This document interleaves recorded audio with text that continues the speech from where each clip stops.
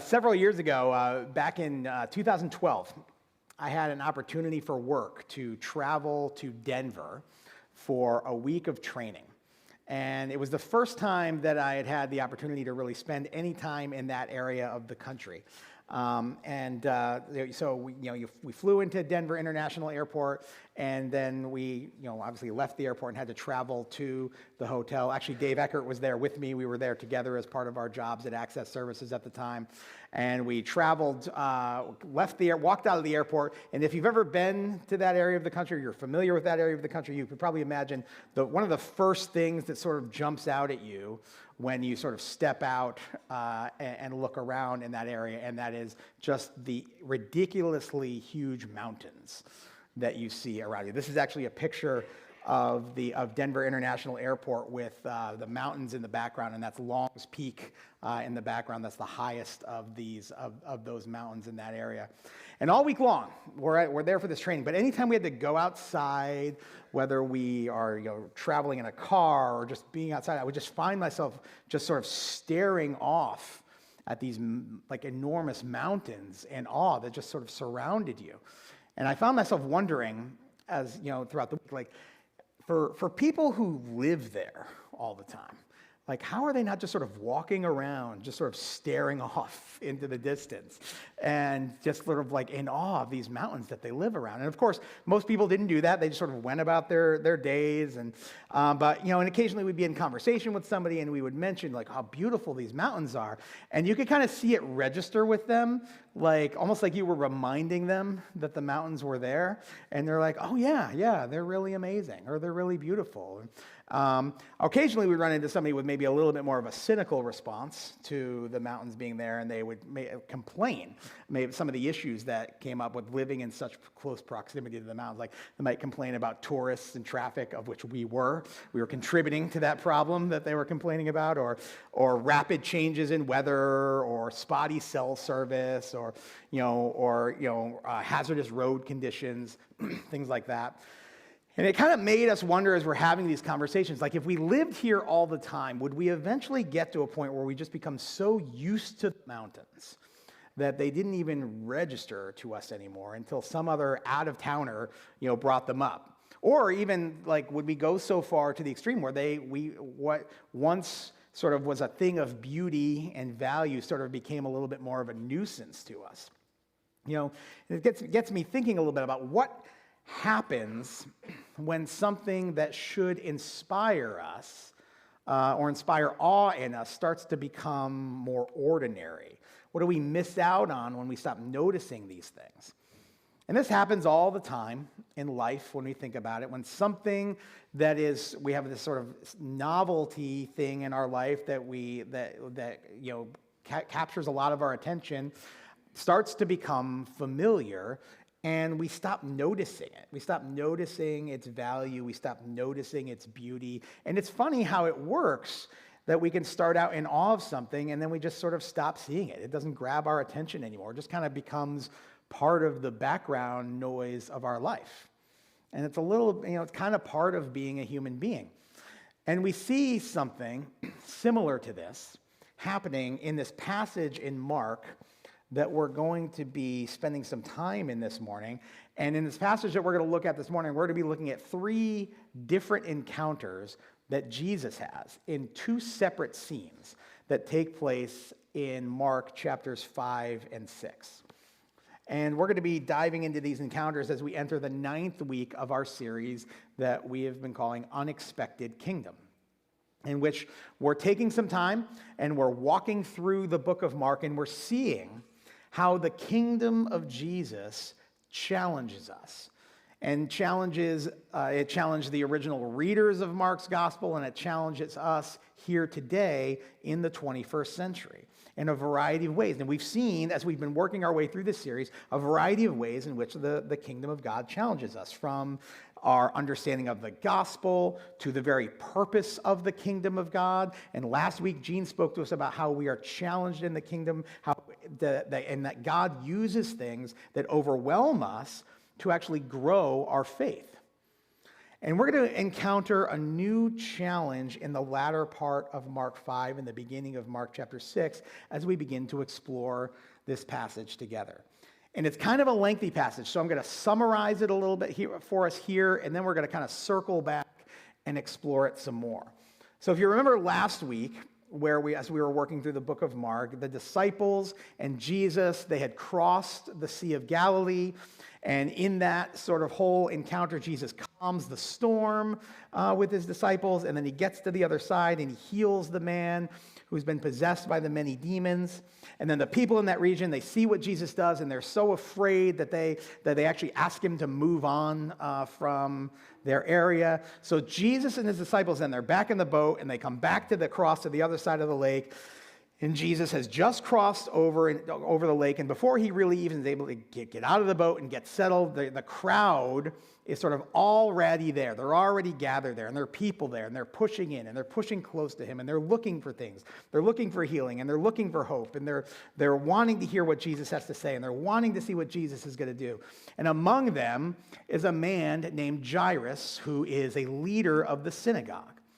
Not somebody who is really all that used to begging for help, and certainly not somebody that would be all that comfortable going to Jesus specifically for help. But he's in a desperate situation. His little girl is very sick and she's dying, and none of those other external things matter anymore. And he comes and he falls at Jesus' feet and he pleads, and he's broken and he's begging. And he says, "Please come and lay your hands on her. Come heal my daughter. Come help her live."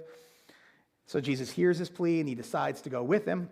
But again, he's surrounded by this crowd and it doesn't let up. And there are people everywhere and they're pressing in on him. And in the middle of this, and all this noise and all the bodies and everything that's touching him, there's a woman. And she's kind of hidden from the crowd. She's suffering from a disorder that has caused bleeding for 12 long years. And she's exhausted all of her options. She spent all that she had on doctors. She's been trying to get help, and she's only gotten worse and worse as time has gone on. But she's heard about Jesus, and she thinks, if I can just get close enough, if I can just touch his robe, then maybe I could be healed. So she pushes through the crowd, and she touches the edge of his clothes, and instantly she knows that she's been healed. She's been set free from this thing that has plagued her for 12 years. So Jesus, in the midst of all this chaos, he stops and he knows that something has happened. And he says, "Who touched me?" Which is a ridiculous question in this scenario, because if the disciples are looking at him as if he's joking, like, literally everybody is touching you, Jesus. What are we talking about here? Because I don't know if you've ever been in a very crowded situation. I kind of imagine walking through New York City at Christmas time. I've had that experience. It was awful, but being touched on all sides. Who's touching me? And everybody's touching you, but he won't move on until he finds out until he finds her. And then the woman comes forward, and she's afraid. She doesn't know what kind of reaction she's going to get from Jesus. She's trembling, but she admits it. She tells him everything, and Jesus looks at her, not with challenge, not with accusation, but with compassion. And he says, "Daughter, your faith has healed you. Go in peace." But then the news comes to Jairus. In the delay, his worst fear is realized. News comes to him, "Your daughter is dead. Don't bother the teacher anymore." Hard to comprehend what the gut punch of that news would have been for Jairus in that moment, with the floor just sort of dropping out from him. But Jesus turns to Jairus and he says, "Don't be afraid, just believe." So they go to the house, and there's mourning, and there's wailing, and there's chaos. And Jesus says something that sounds absurd. He says, "She's not dead. She's just asleep." And they laugh at him. But Jesus clears the room. He takes just the parents and the few disciples, goes to her side, takes her hand, and says, "Talitha cum," which is, "Little girl, get up." And she does. She gets up. She stands up. She's alive again. And Jesus simply tells them to get her something to eat.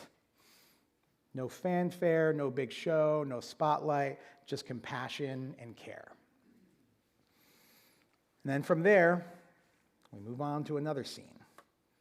Jesus moves on, heads back to his hometown of Nazareth. The welcome in Nazareth is different. People, they hear his teaching, they see his power, but they can't get past what they think they know about Jesus. They look at him and they say, isn't this the carpenter? Isn't this Mary's kid? Like, we've known this kid for a while.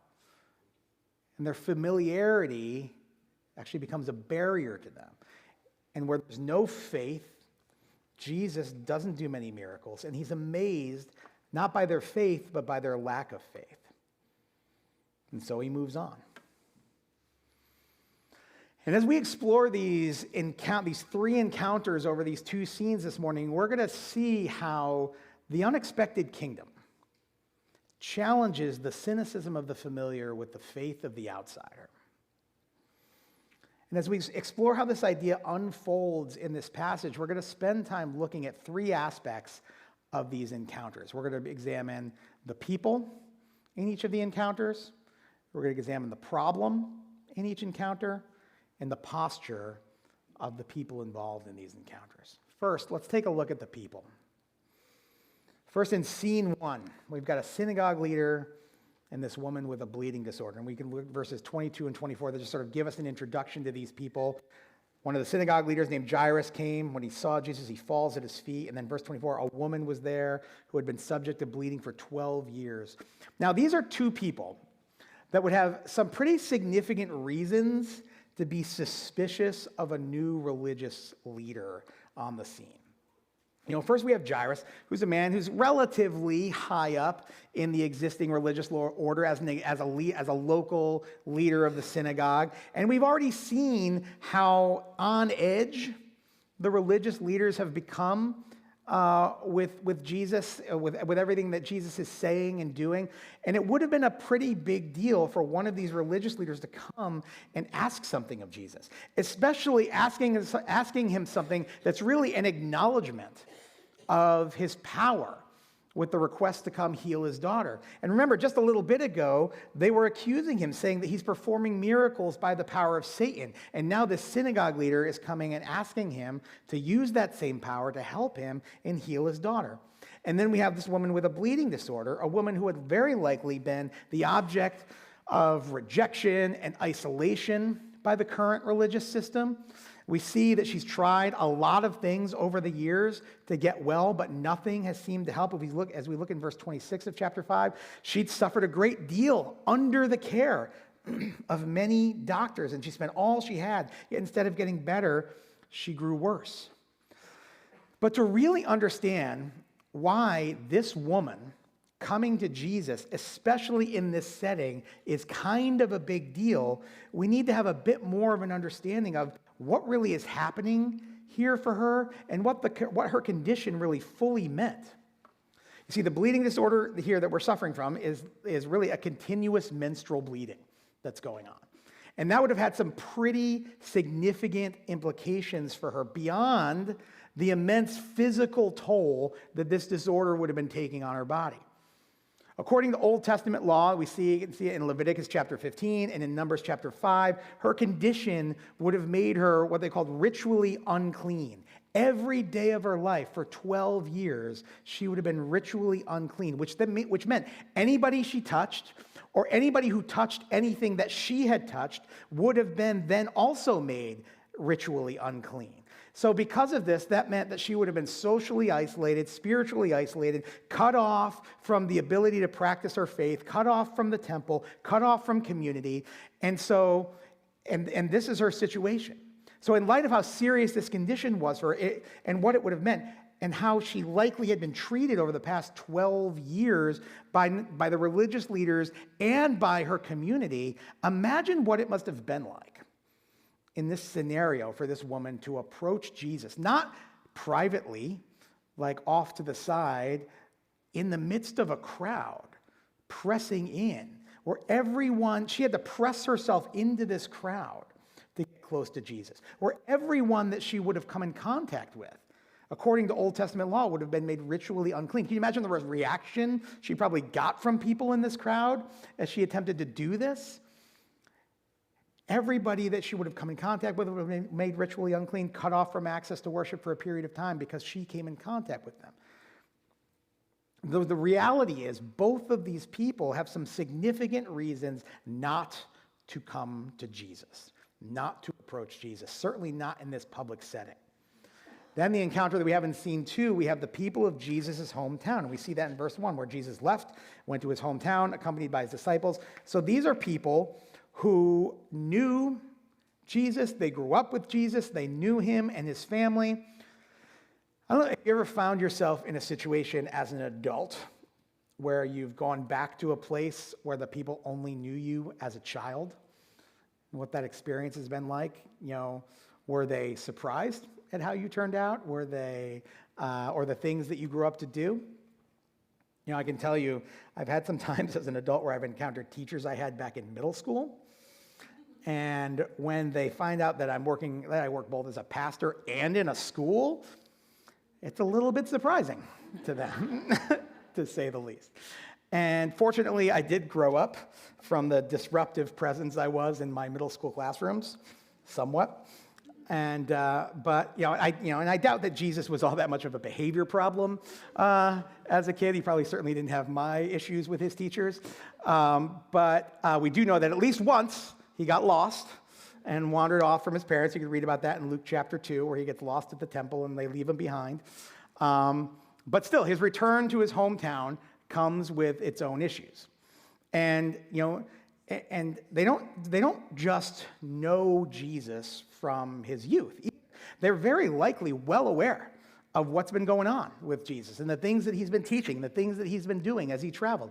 Earlier on in Mark's gospel, in Mark chapter 1, verse 28, we read, news about him spread quickly, him being Jesus, news about him spread quickly over the whole region of Galilee.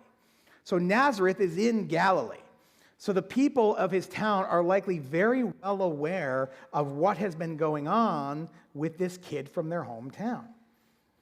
So as Jesus appears on the scene back in this hometown, this isn't a, hey, Jesus, it's so good to see you. What have you been up to? Let's catch up. It's we've heard what's been going on, and we've got some thoughts about it.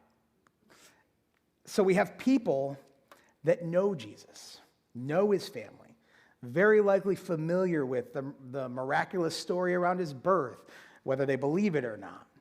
They've heard the amazing stories of what he's been saying and doing. They likely have heard what has just happened with Jairus and his daughter and with this woman with the bleeding disorder. These are people who, when it comes to the question of whether they are going to place their faith in Jesus, really kind of have every advantage. They have every reason to be celebrating the reality that the Messiah who came from their town is now returning home. But as we know, this doesn't really end up being the case. So we have two scenes with three separate people or groups of people who are encountering Jesus, and they're coming with some problems. Some of those problems are obvious, some are less obvious. Let's take a look. In the first scene, we have Jairus and the woman who are coming with these problems of death and disease that they're bringing to Jesus. While in scene 2, we have the people of Jesus' hometown coming with a problem that's a whole lot less obvious, but nonetheless a problem. It's the problem of familiarity. And something we already know about the woman's problem, we've already talked about, is that it would have been this source of spiritual corruption and uncleanness for anyone who touched her. However, when Jairus' daughter dies, the same becomes true of her. Just like coming into contact with somebody who would have been bleeding would have made somebody ritually unclean, the same is true in Old Testament law for somebody who comes in contact with a dead body. However, the woman touches the hem of Jesus' robe. Jesus holds the hand of Jairus' deceased daughter. And instead of these touches corrupting Jesus, Jesus reverses the corruption of death and disease. A perfect picture of the corruption that Jesus reverses in us as he takes on our sin and our death. We are unclean, but Jesus makes us clean. As we move on to scene 2, it's not disease or death or corruption that drive these people from Jesus, it's familiarity. The power of Jesus is shown in amazing and powerful ways in the lives of two desperate people with little to hope for. But in his hometown, as people let their familiarity become a barrier between them and Jesus, they don't get to experience the power of Jesus. As we read in chapter 6 and verse 5, we read, he being Jesus, he could not do any miracles there except lay his hands on a few sick people and heal them. And I find it interesting that this passage says that it doesn't say Jesus chose not to do any miracles there. It says he could not do them. I tell you something about myself. I love a good tourist trap. So if I'm on a road trip and it's a longer and we have the time and we pass something like a sign that's like, if I see a sign that's like biggest ball of twine or something like that, I'm going to want to see it. I'm going to want to stop and see it. And a couple of my favorites from over the years actually took place when we were on youth missions trips. One year we were serving in South Dakota, we stopped at a place called Wall Drug out in South Dakota. I don't know if you've ever been to Wall Drug, if you've been out that way. I'm not even really sure how to describe Wall Drug other than like it's a gigantic tourist gift shop that's like the size of a small town. And like you could literally find anything there. But we had so much fun there. And the other one took place on a youth mission trip in Arizona when we passed a sign that said it was like this many miles to Winslow, Arizona.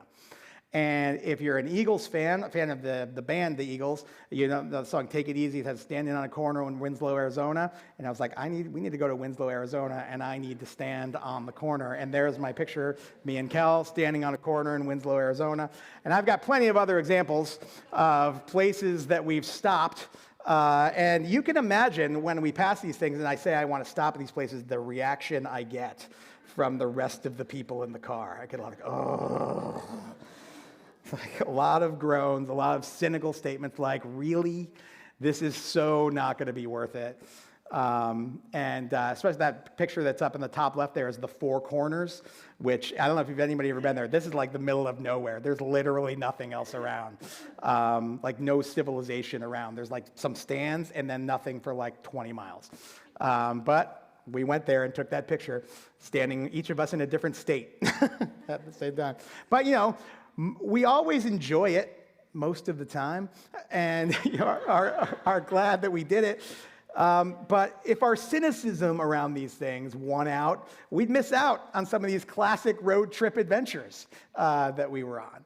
And cynicism has this tendency to rob us of some pretty meaningful experiences. And the people of Nazareth are certainly no exception as they miss out on something that's far more meaningful than a cool road trip stop. They miss out on experiencing the fullness of the power of Jesus in their midst. So we have two sets of problems. In the first set, we have this clear and obvious barriers that the power of Jesus overcomes those barriers. And in the second, we have a problem then that actually limits the ability for the power of Jesus to be expressed among these people in their lives.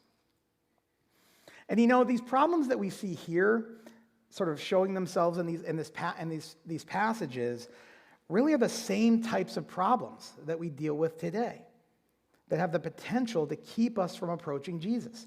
The problem of corruption and the problem of familiarity. Corruption in the sense of, I'm just too broken. I'm just too far gone. There's no way that Jesus can really accept me. You don't know the things I've done. You don't know the things I've struggled with. You don't know my life. And you're right, I don't know it, but Jesus does.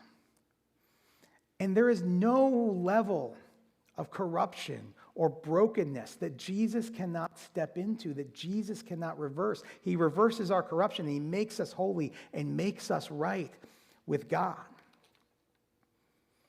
And then familiarity in the sense of, I've been around Jesus for a while. I've been around church. I've sung the songs. I've prayed the prayers. I've memorized verses. And maybe you find yourself just sort of going through the motions of your Christian life, and it doesn't really feel overly real anymore. And for yourself, which problem do you tend to have that maybe has a tendency to push you away from Jesus? Is it a sense of uncleanness or corruption, or is it a sense of over familiarity? What we learn from this passage in Mark is that it's really not the problem that defines whether or not we have the ability to come to Jesus. It's the posture with which we approach Jesus. And we see two very different postures with which people approach Jesus. Where in scene one, we see them approach Jesus in faith, while in scene two, we see people of his hometown respond with cynical rejection. And you know what I love about the way that Jairus and the woman reach out to Jesus? It's that their theology of Jesus is all wrong. It's all wrong, like what they think they know about Jesus. You know, they don't really get who Jesus is or how he works. The woman has this belief that if she can touch his cloak, that Jesus will heal her, as if there's some sort of special magical power that exists in Jesus' clothing. And when Jairus gets word that his daughter has died, all hope is lost, as if that would be the limit of Jesus' power. But Jesus, even though their outreach to Jesus is theologically all wrong, Jesus responds to their theologically faulty expressions of faith, where to the woman he says, "Daughter, your faith has healed you. Go in peace and be freed from your suffering." And to Jairus, he says, "Don't be afraid. Just believe." This is similar to what we heard just last week, where Gene was talking us through Jesus calming the storm. And the disciples went to Jesus and they said, "Jesus, don't you care that we're dying?" Again, just a theologically incorrect, but still outreach of faith to Jesus. And Jesus responds to that.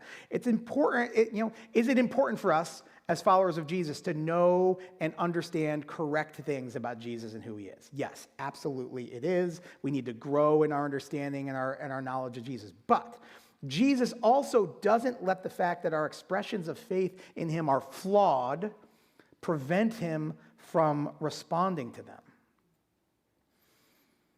But what does limit his response?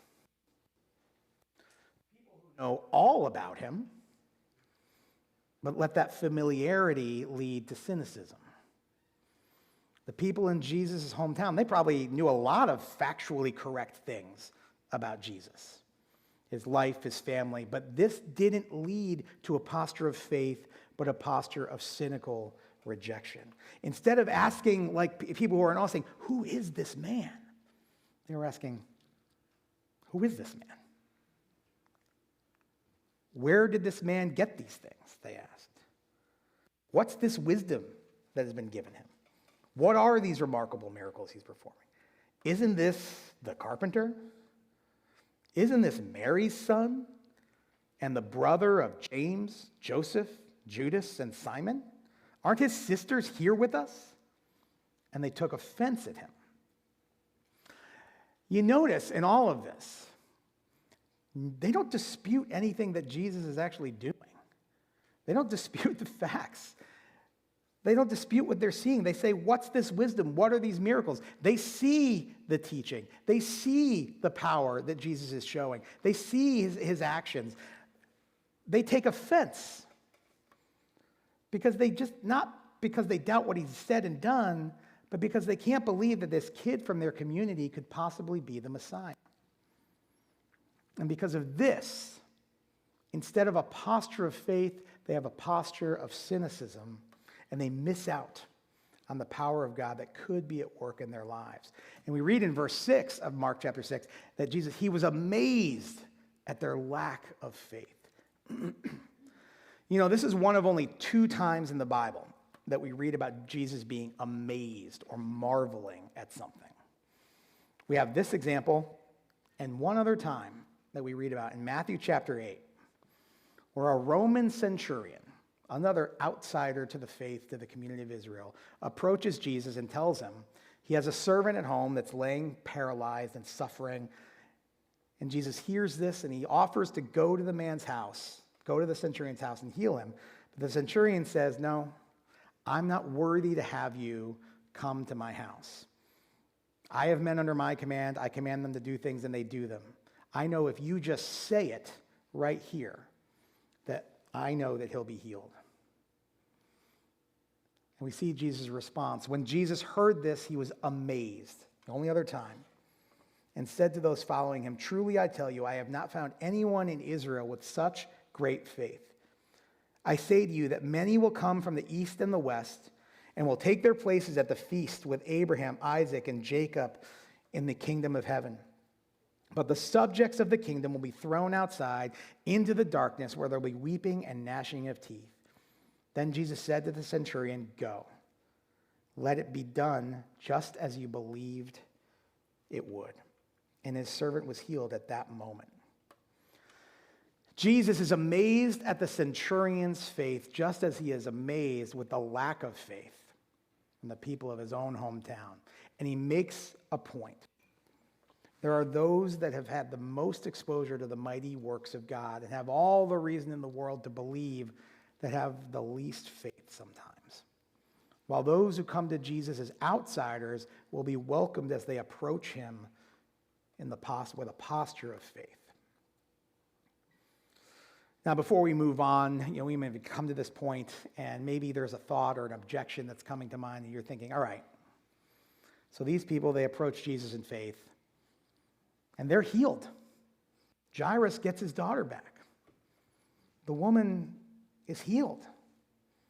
I feel like I'm approaching Jesus in faith, but I haven't been healed, or maybe my loved one did pass away. Where is the power? Where is this power of the kingdom that I can get by reaching out in faith? And as amazing as these things would have been to witness and experience, these healings aren't the real miracles that are happening there. I mean, they're impressive, but they're not permanent. We don't know when, but Jairus' daughter would eventually die. And the woman who was healed, she also would eventually die of some other cause. The true power of the kingdom is not found in this temporary healing or relief in this life. Not that God doesn't sometimes act in that way. It's found in the promise of eternal healing and eternal life. And it's also found in what God does in and through us in the midst of these circumstances in the here and now. So the question for us as we battle with either the problems of corruption or the problems of familiarity is, are we building bridges or are we building walls between us and Jesus? Several years ago, as I mentioned, I stood outside the Denver airport and staring at the Rocky Mountains in awe of the sight of them. They were massive, they were majestic, they were impossible to ignore. But to some people who lived there, they were just the background. They barely noticed. They had grown used to this immense, amazing sight right outside their windows. And this is exactly what happened in Nazareth. They had Jesus, the Son of God, in their midst, the one who calmed storms and cast out demons and raised the dead and healed the broken. They had heard the stories. Some of them had probably seen it with their own eyes, but when it came time to respond, their hearts were closed. Their familiarity had built a wall that kept them from experiencing the power of the kingdom.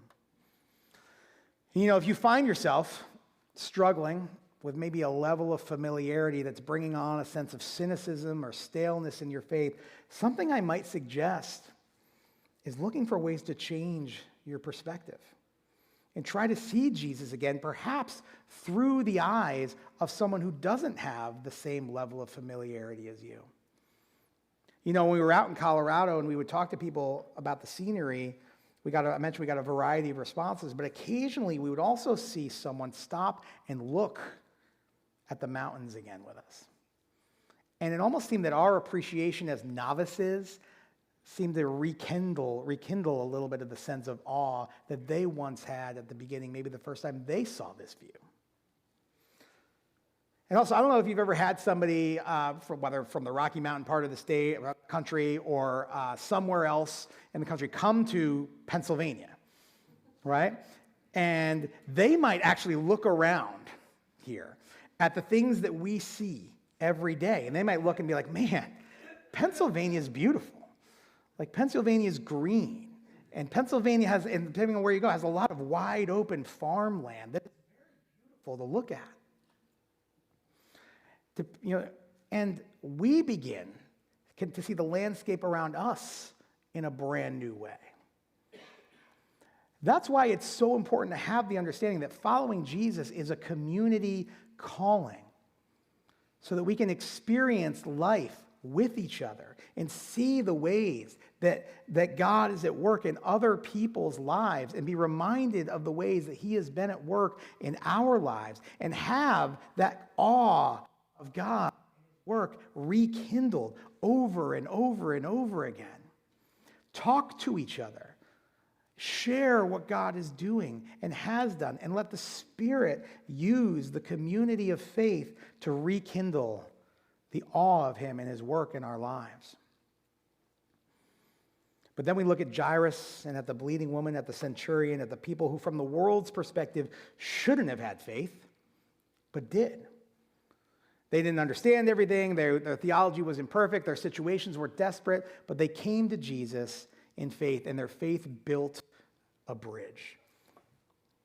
The power of the kingdom didn't come to the people with the most information, but it did come to those with the most desperation.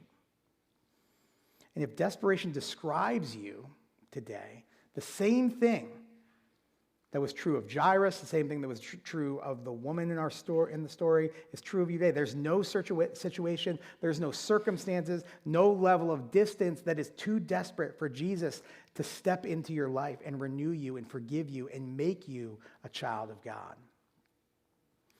And that brings us to today. Here, now, because Jesus hasn't changed.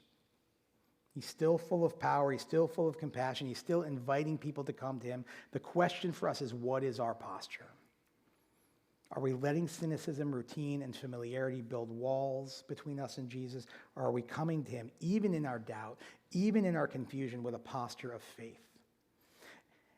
And maybe your problem feels like corruption, like you're too far gone, too broken, too sinful for Jesus to want anything to do with you. Or maybe your problem is familiarity, church, Jesus, the Bible. It's all routine.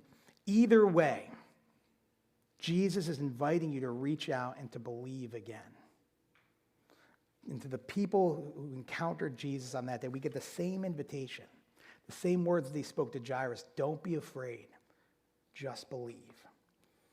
The question I'll leave us with to ponder this morning is, are you building bridges or are we building walls when it comes to the way that we approach Jesus? Let's pray.